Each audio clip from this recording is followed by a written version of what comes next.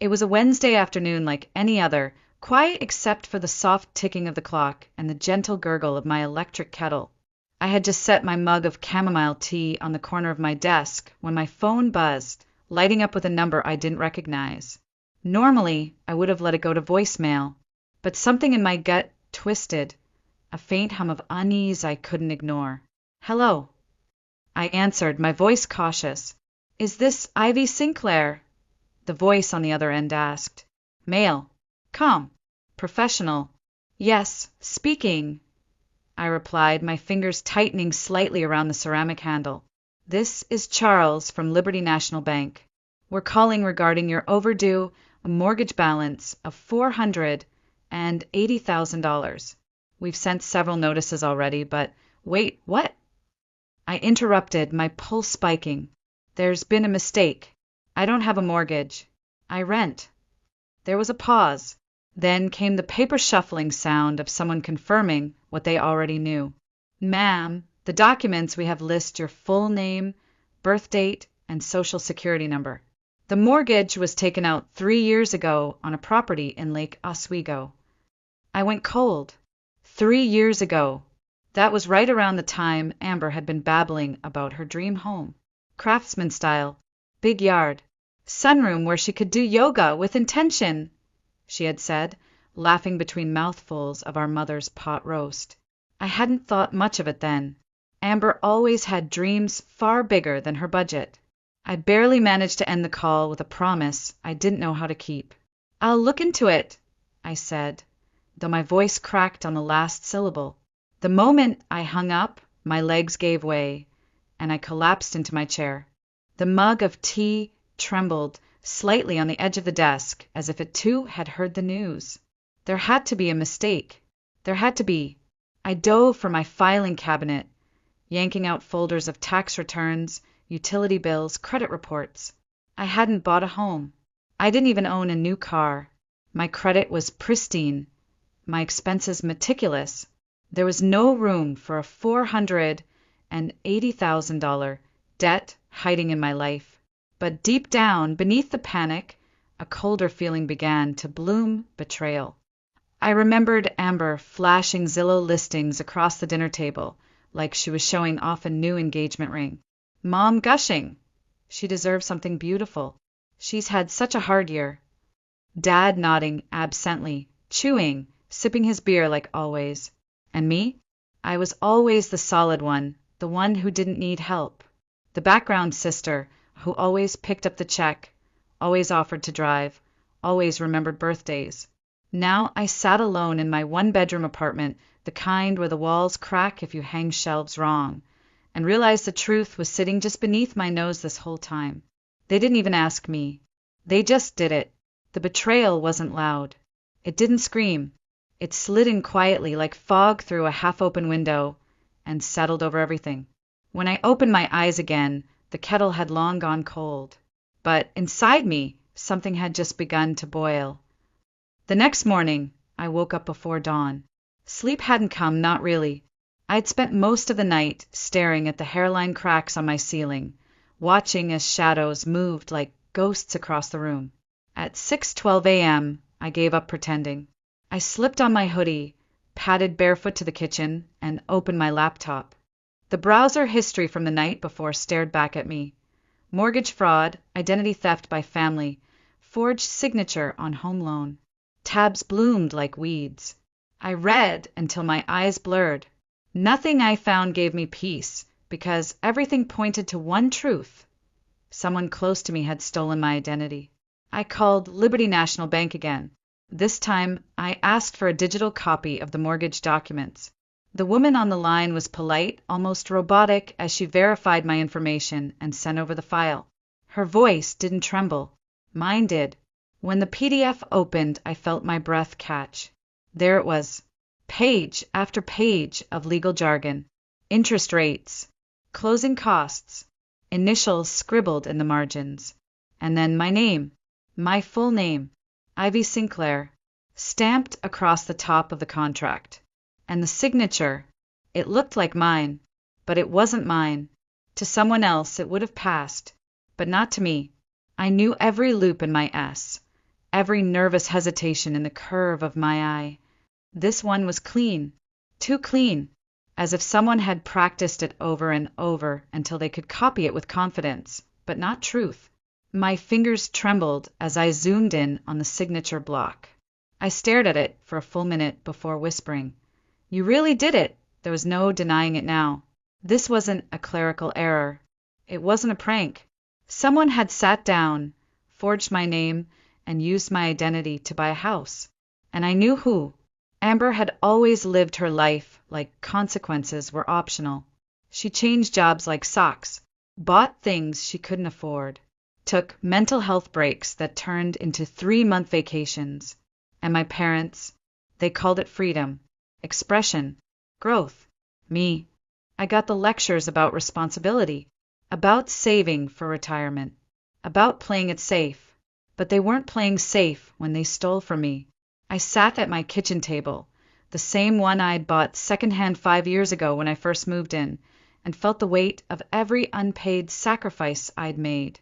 The student loans I'd paid off by working 2 jobs. The vacations I never took. The promotions I earned without celebration. I had done everything right, and they'd used that against me. The betrayal didn't roar. It whispered, "You don't matter as much as she does. You'll handle it. You always do." A sound escaped my throat, half laugh, half sob, but I swallowed it. There wasn't room for tears right now. I needed proof, protection, a plan. I gathered every document I had. Old birthday cards signed Love, Mom and Dad. Tax records, medical forms, everything with my legal signature. I stacked them next to the forged documents, side by side. The contrast was undeniable. They hadn't even bothered to warn me. They didn't think they had to. I was the responsible one, the expendable one. As the sun broke through the blinds, casting slanted lines across the kitchen floor, I whispered something to myself I'd never said before. I'm done being the good daughter. 2 days later, a text from my mother blinked onto my phone screen like nothing had happened. "Hey, sweetheart. Family dinner on Sunday? 6 p.m. Pot roast. Love you. Love you." I stared at the message, my thumb hovering over the keyboard. I didn't reply right away. Not because I was unsure, but because I knew my silence would say more than any angry rant ever could. Still, after a few minutes, I typed 2 words, "I'll come." Because I needed to see their faces. I needed to hear the justifications, the way they'd contort theft into love, lies into obligation. And most of all, I needed confirmation. Confirmation that the people who raised me were capable of something this deliberate, this cruel. The days leading up to Sunday dragged like wet cement. I went to work, nodded through meetings, smiled when necessary. But inside, everything felt suspended, like I was walking through fog, waiting for the moment when it would all snap into focus. When Sunday arrived, I got dressed slowly. Neutral tones. Nothing too sharp. Nothing too emotional. I wasn't there to fight. I was there to observe. Their house hadn't changed. The same flower beds. The same wind chimes. The same smell of lemon polish and pot. Roast hit me the second the door opened. Mom beamed. "Emmy, you look so tired, honey. Are you working too hard again?" I nodded. Something like that. In the living room, Dad was sunk into his usual chair, eyes flicking between the TV and his beer. Amber was on the couch, scrolling her phone, legs curled up under her like a cat. Her purse, some designer thing I couldn't afford even with a bonus, sat gleaming beside her. No one looked guilty. No one even really looked up. Dinner was served. Mashed potatoes. Carrots. That damn pot roast. We sat around the table like a perfectly normal family, laughing at things I didn't hear, listening to Amber talk about how landscaping was a nightmare and how her house needed better insulation. I chewed, swallowed, waited. Then, after the dishes were cleared, I placed my napkin down and asked gently, "Does anyone know anything about a mortgage in my name?" The room froze. Even the ticking of the kitchen clock seemed to pause, as if the air itself had been yanked out of the room. Amber's shoulders stiffened. She pulled her sleeves down over her wrists. Mom's smile twitched. What do you mean, honey? I didn't blink. Liberty National Bank. A loan from 3 years ago. On a house in Lake Oswego. Dad cleared his throat, but didn't speak. Mom reached for her wine glass. Oh, Ivy, it's not a big deal. Amber just needed a little help qualifying. We didn't want to bother you, but you used my name, I said, still calm. My credit. My signature. Amber finally spoke, voice sharp with defensive irritation. It's not like you're paying it. You have great credit, okay? I don't. And the bank wouldn't approve me a loan. It's just paperwork. Just paperwork. Like my future was a scrap of paper they could scribble on. Like my name wasn't tied to a $500,000 noose I never agreed to wear. I nodded slowly, folding my hands together. Thanks for explaining. They relaxed. They thought it was over. They thought I'd accepted it. But what they didn't see was the storm coiling behind my ribs, and it was just getting started. The drive home was quiet. Too quiet. The kind of silence that didn't soothe, it scraped. Street lights flickered across my windshield like blinking accusations. I kept both hands tight on the steering wheel, fingers white-knuckled, jaw-locked. My chest felt like it was being held shut with wire. Every breath came tight, measured, controlled. Just paperwork. Amber's voice echoed in my mind like an old voicemail I couldn't delete. You have great credit. I don't. It's not fair that you wouldn't help. Not fair. I had sat through their dinner, listened to them joke, watched Amber gloat, watched my mother sip wine like she hadn't just participated in a crime, watched my father stay silent like silence made him innocent. They weren't sorry. They were annoyed that I noticed. That was the worst part. No one had expected me to fight. They thought I'd shrug, pay for their sins, and smile through the debt like always. The responsible daughter, the invisible backbone, the catch-all net. But they were wrong. The next morning I called out of work. I told my boss I needed a personal day. She didn't ask questions. Maybe she heard something in my voice, finality, exhaustion, fire. I dressed in quiet layers and headed downtown. There's a small coffee shop tucked between a florist and a used bookstore, a place where people talk in whispers and no one looks too closely at the tears hiding behind sunglasses. I took a corner seat and ordered a bitter black coffee I didn't intend to drink. At exactly 9 a.m., a man walked in, gray suit, sharp eyes, a file folder tucked under one arm. Mr. Warner, a real estate attorney, recommended by a friend from work, known for being discreet and ruthless. He sat across from me, unfolded his folder, and gestured for the documents. I handed over everything I had, the forged mortgage papers, the real copies of my signature, the timeline I had mapped out in a sleepless haze. He flipped through them carefully. His expression never changed, but his silence grew heavier with each page. When he finished, he looked up. You understand what this means, right? He asked. I nodded once. It's fraud, I said, and identity theft. He paused, then nodded too. Technically, yes, it is, and it's criminal. The word criminal sat in the air between us like a loaded gun.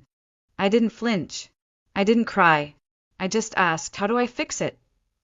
What followed was a lesson in self-preservation I never wanted to learn. File a police report. Notify the bank in writing. Begin the legal process of disputing the loan and removing my name. Document everything. Every text. Every conversation. Every slip of paper. And if necessary, sue them. It wouldn't be quick. It wouldn't be clean. And it would obliterate what little family connection remained. But I had already lost them the moment they chose my name over my trust. Mr. Warner ended the meeting by pressing his business card into my hand. Don't let guilt stop you, Miss Sinclair. Guilt is the favorite tool of thieves. Outside, the sun was blinding. The world looked the same, but I didn't feel the same. I wasn't just angry anymore. I was awake. Awake in a way I hadn't been since I was a teenager. Realizing that being the good child was just code for expected to endure quietly. I wasn't going to scream. I wasn't going to beg. I wasn't even going to warn them. I was going to do this the right way, the permanent way. That afternoon, I walked into the police station with a folder thicker than a law textbook and a heartbeat steady like a drumline. I wasn't sure what I expected. The room was sterile, quiet, and smelled faintly of burnt coffee and paper. At the front desk, an officer looked up from behind the plexiglass. "Can I help you?" "Yes," I said. "I need to file a report. Identity theft." He motioned for me to sit while he flipped through my documents. As he scanned the forged mortgage, the real signature comparisons, the dated texts and email chains, I saw a flicker in his expression, the smallest twitch of disbelief, and maybe pity.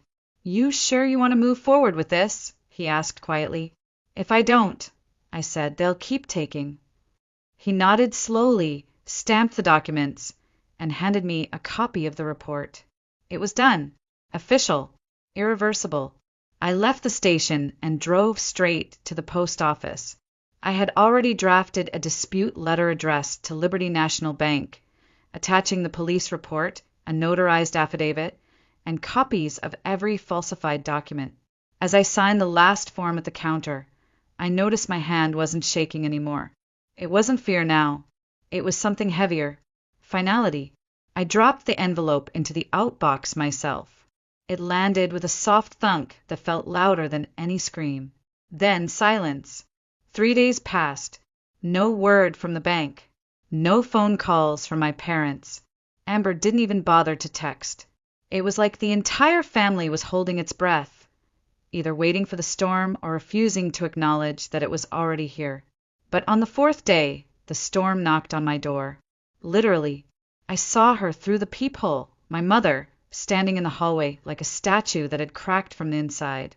Her hair was unbrushed, her eyes wild, her lips pressed into a line so tight it looked painful. When I opened the door, I didn't say a word.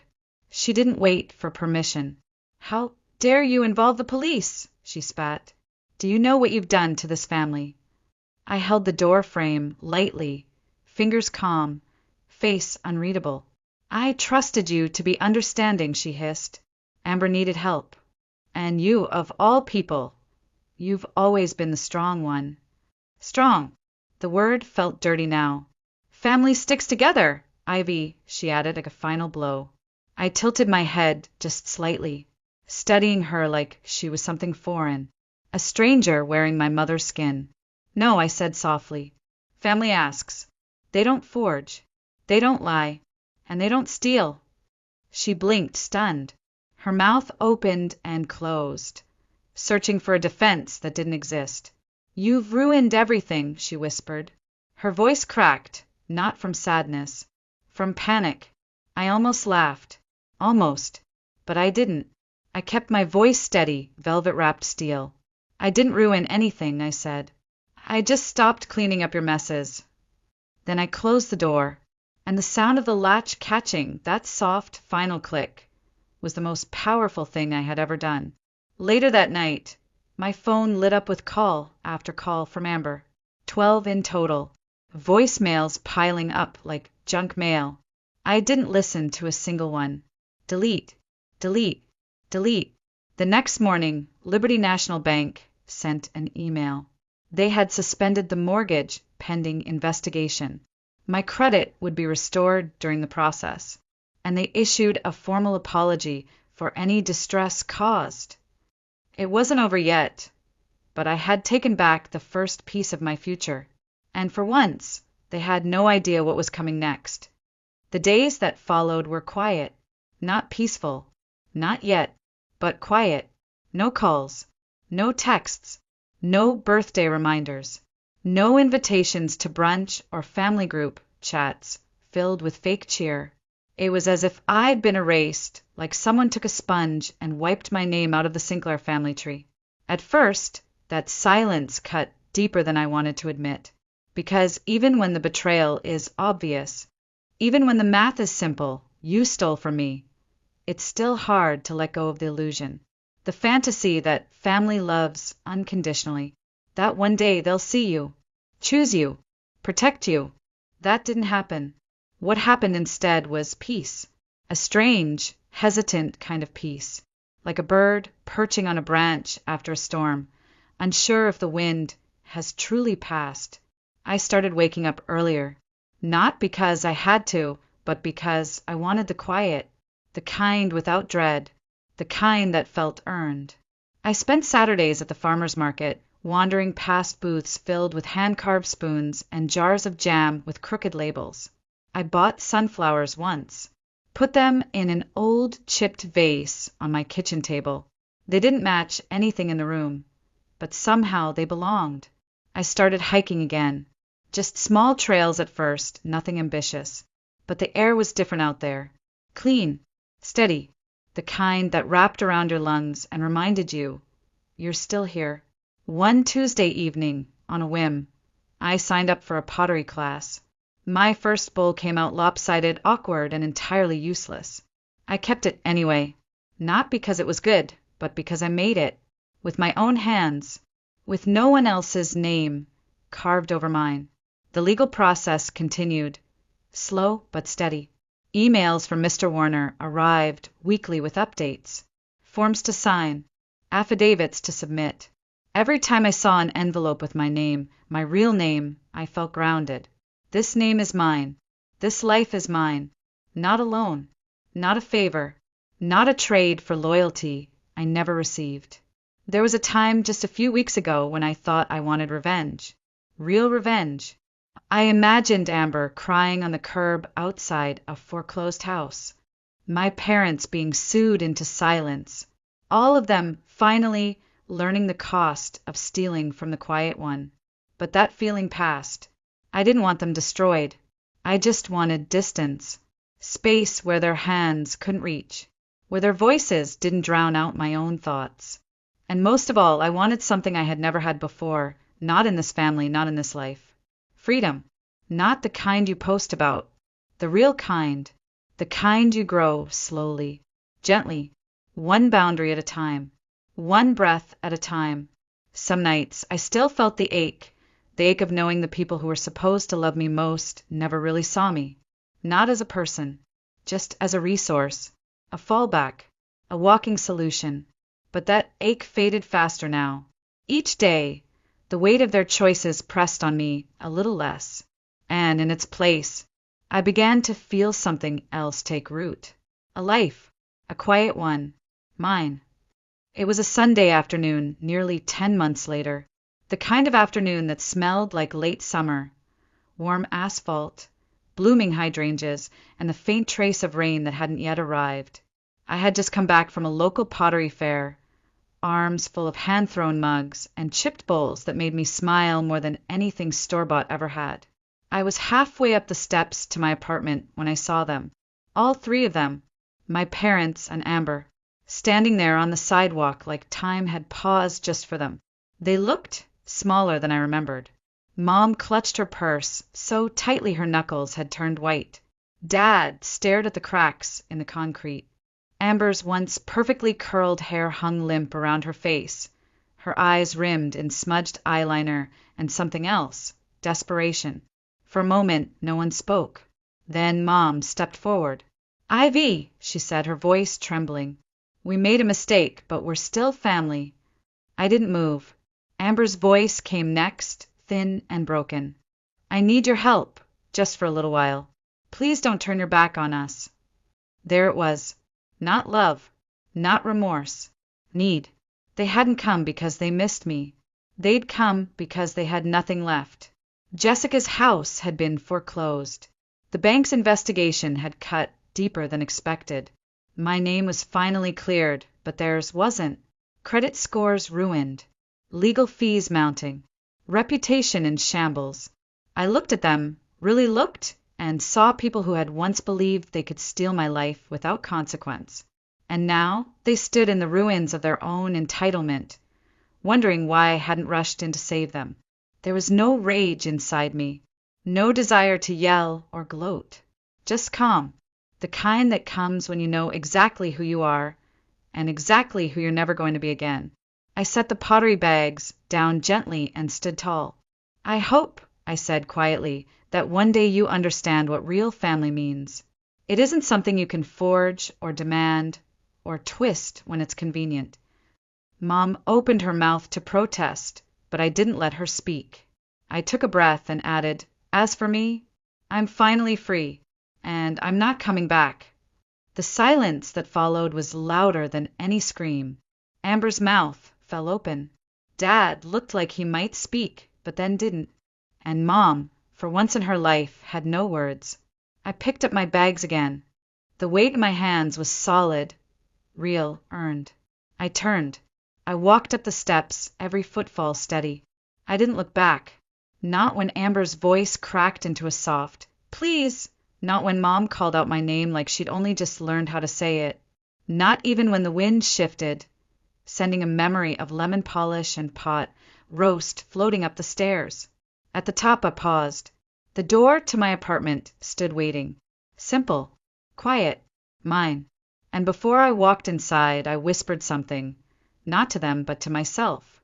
Sometimes walking away is the loudest thing you'll ever say. I closed the door behind me with a gentle click, then stood there for a moment, letting the stillness soak into my skin. My apartment smelled faintly of eucalyptus and warm clay. A new mug sat on the kitchen counter, the one I'd found earlier that day, glazed in soft teal with a slightly uneven lip. Imperfect, beautiful, mine. I slipped off my shoes, dropped my keys into the ceramic bowl I'd made in class, and walked out to the tiny balcony that overlooked the neighborhood. The sun was dipping behind the trees, casting everything in gold. I sat down, pulled the old knit throw over my shoulders, and wrapped my hands around a cup of tea I'd forgotten I made earlier. It was lukewarm now, but I didn't mind. Warmth had found me elsewhere. As the city softened into twilight, I thought about the girl I had been, the one who stayed quiet at the dinner table even when she wanted to scream, the one who always picked up the check, the one who clung to the idea of family like it was oxygen, even as it suffocated her. She had deserved better, but she survived, and now she had grown into a woman who could walk away and not shatter. I thought about Amber's face on the sidewalk, all smudged mascara and panic. I thought about the way my mother's voice broke when she realized I wasn't going to bend. I didn't feel sorry for them, not anymore, because what they lost was never mine to carry. They lost access. They lost power. They lost the illusion that I would always come back. I owed them nothing. Not anger. Not forgiveness on their timeline. Not explanations. Just silence. And in that silence, I had found myself. A few weeks later, Mr. Warner emailed me to say the process was almost done. The mortgage had been fully removed from my credit history. No court appearance necessary. The bank had settled and my name was clean. I replied with 2 words, "Thank you." And then I let it go. No more folders. No more legal updates. No more reliving the betrayal. I had lived through the fire, but I didn't need to sit in the ashes. Now, I spent more time with people who made me feel seen. Not for what I could do for them, but for who I was when I didn't owe anyone anything. I made new traditions, Sunday hikes, messy pottery nights, brunches that ended in laughter and 0 guilt. Some days I still carried a bruise where trust used to be, but bruises fade, and what replaced them was something softer, stronger, mine. I looked up at the sky. A soft breeze lifted the ends of my hair. Somewhere below, a child laughed. A wind chime danced. I smiled, not a big smile, not a triumphant one, just the quiet kind that says, "I made it." I whispered one last truth, the one it took me 35 years to believe. Being the strong one doesn't mean staying. Sometimes the bravest thing you can do is leave.